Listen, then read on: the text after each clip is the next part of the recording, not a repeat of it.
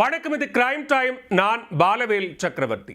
கன்னியாகுமரி மாவட்டம் மார்த்தாண்டம் அருகே எம்பி கோட்டாவில் மத்திய அரசு பணி வாங்கி தருவதாக இளைஞர்களிடம் பண மோசடி செய்த பெண் ஊராட்சி மன்ற தலைவி உட்பட 3 பேரை போலீசார் கைது செய்துள்ளனர். மோசடி செய்துவிட்டு தலைமறைவான கும்பல் சிக்கியது எப்படி?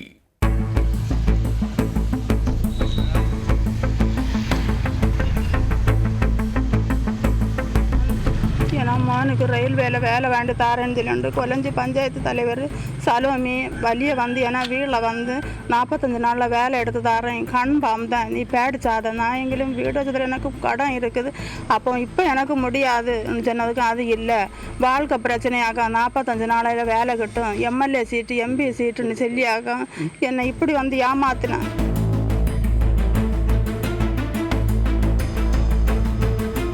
கன்னியாகுமரி மாவட்டம் மார்த்தாண்டம் அருகே அமைந்துள்ளது கொல்லஞ்சி ஊராட்சி. இதன் தலைவியாக காங்கிரஸ் கட்சியைச் சேர்ந்த சலோமி என்பவர் பொறுப்பு வகித்து வருகிறார். இவர் சுற்றுவட்டார பகுதிகளைச் சேர்ந்த நடுத்தர வர்க்கத்தைச் சேர்ந்த இளைஞர்களை குறிவைத்து மத்திய அரசு வேலை வாங்கி தருவதாக கூறி மோசடியை அரங்கேற்றியதாக குற்றச்சாட்டு எழுந்தது. கன்னியாகுமரி நாடாளுமன்ற உறுப்பினர் விஜய் வசந்த் எம்பி கோட்டாவில் வேலை வாங்கி தருவதாகவும் ஆசை வார்த்தைகளை கூறியதால் பலரும் நம்பி உள்ளனர். தங்கள் பிள்ளைகளுக்கு அரசு வேலை வாங்கி தந்துவிட வேண்டும் என நினைத்த பெற்றோர் பல இடங்களில் கடன் வாங்கியும் சொத்துக்களை அடமானம் வைத்தும் பணத்தை சேகரித்து ஊராட்சி தலைவி சலோமியிடம் கொடுத்துள்ளனர். இவ்வாறாக 30ற்கு மேற்பட்ட பெற்றோரிடம் 15 லட்சம் ரூபாய் வீதம் சுமார் 4 கோடி ரூபாய் வரை வாங்கிய சலோமி தனது அக்கவுண்டில் போட்டு வைத்துக் கொண்டார். பணம் கொடுத்த பெற்றோரின் மகன்களை சென்னை, பூனே, டெல்லி உள்ளிட்ட பகுதிகளில் பயிற்சிக்கு என கூறி டிக்கெட் எடுத்து கொடுத்து அனுப்பி வைத்துள்ளார். இளைஞர்களும் தனியார் நிறுவனங்களில் தாங்கள் பார்த்து வந்த வேலைகளை பாதியில் விட்டுவிட்டு சலோமி கூறிய பகுதிகளுக்கு சென்று பல மாதங்களாக தங்கி ஏமாந்துள்ளனர்.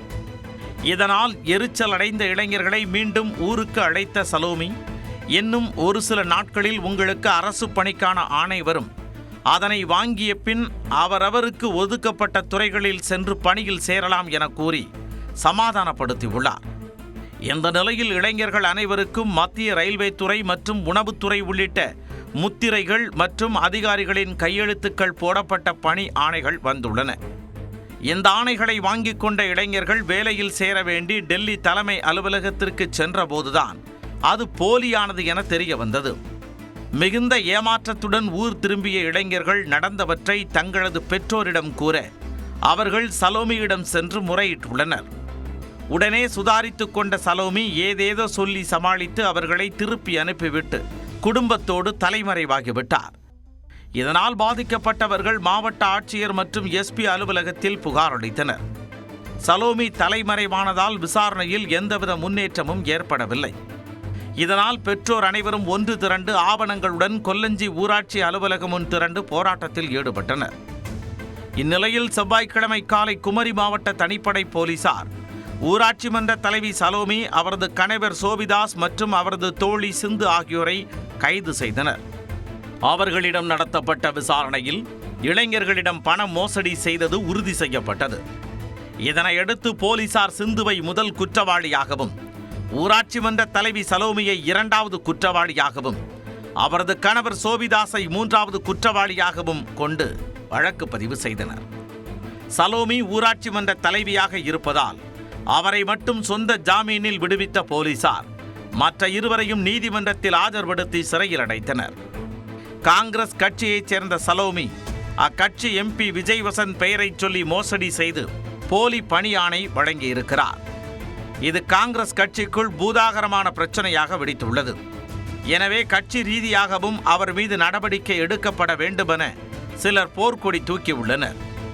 இந்த விவகாரம் காங்கிரஸ் தலைமைக்கு தலைவலியாக மாறியுள்ளது.